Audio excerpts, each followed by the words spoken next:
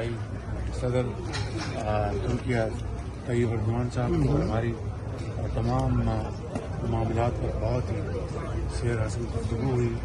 میں نے ان کو بطور ابتدائیہ ان کو آج ان کی انتہائی پرجوش تقریر تھی اور جس طرح انہوں نے غزہ اور فلسطین کا مسئلہ بیان کیا. میں سمجھتا ہوں کہ پورے ہال میں جتنے بھی لوگ موجود تھے ان کو دلوں کو بہت چھوا اس تقریر اس پیغام نے، بلکہ پوری دنیا میں نے ان کو مبارکباد دی.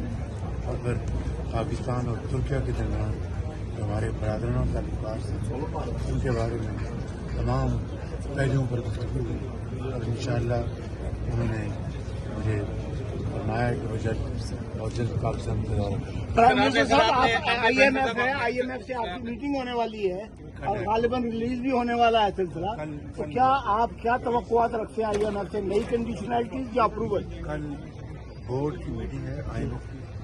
ہم نے تمام ان کی شرائط پوری کر دی ہیں، بڑی کڑی شرائط پوری کر دی ہیں الحمد للہ.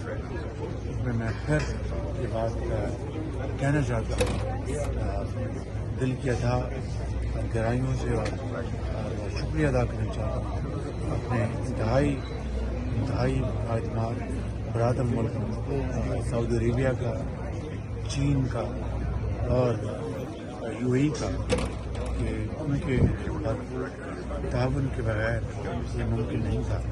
اور آخری مراحل آئی ایم ایف کی جو کچھ شرائط تھی ان کا تعلق چین سے تھا اور چینی حکومت نے جس طرح پاکستان کا ماضی کی طرح دوبارہ ہاتھ پکڑا اور بھرپور تعاون کیا.